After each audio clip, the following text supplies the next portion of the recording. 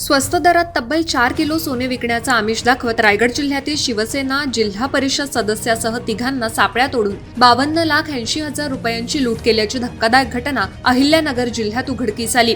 या थरारक प्रकरणात आरोपींनी आधी अर्धा किलो खरं सोनं दाखवून विश्वास संपादित केला आणि नंतर नियोजित ठिकाणी बोलवून बेदम मारहाण करत रोकड आणि दागिने लुटल्याचं समोर आलंय। मिळालेल्या माहितीनुसार रायगड जिल्ह्यातील माणगावमधील अविनाश नलावडे हे बांधकाम साहित्य पुरवठ्याचा व्यवसाय करतात। व्यवसायाच्या निमित्तानं त्यांनी नांदेड येथे राजू मोहिते आणि अक्षय मोहिते या भावंडांची गेल्या काही वर्षांपासून त्यांची ओळख होती। याच ओळखीचा फायदा घेत 25 मे रोजी पुणे जिल्ह्यातील मुळशी येथे नलावडे यांनी बापू पवार यांच्याशी भेट घडवून आणण्यात आली।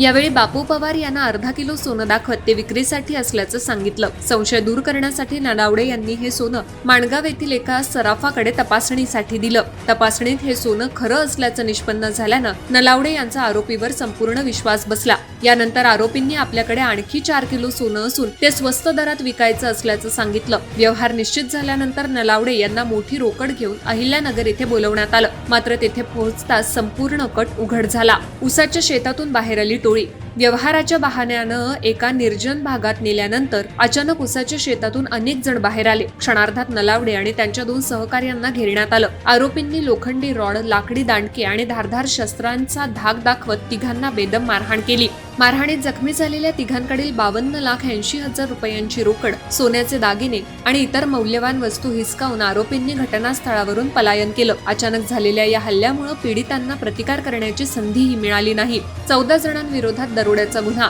घटनेनंतर जखमींनी नगर तालुका पोलीस ठाण्यात धाव घेत तक्रारी दाखल केली। पोलिसांनी प्राथमिक तपासानंतर 14 जणांविरोधात दरोडा, मारहाण आणि फसवणुकीसह विविध कलमान्वये गुन्हा दाखल केलाय। आरोपींचा शोध घेण्यासाठी विशेष पथकं रवाना करण्यात आली असून मोबाईल लोकेशन, सीसीटीव्ही आणि तांत्रिक पुराव्यांच्या आधारे तपास सुरू आहे।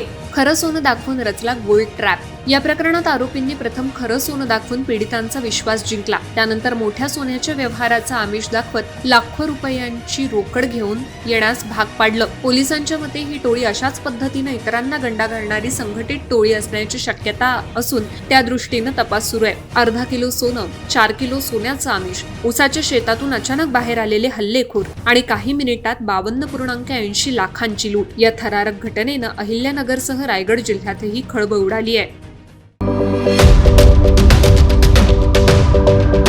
YouTube वर सुद्धा रायगड टाइम्स सर्च करा आणि पहा रायगडच्या कानाकोपऱ्यातील प्रत्येक बित्तम बातमी।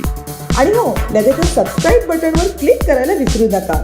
रायगड टाइम्स, आपलं चॅनल, आपला आवाज।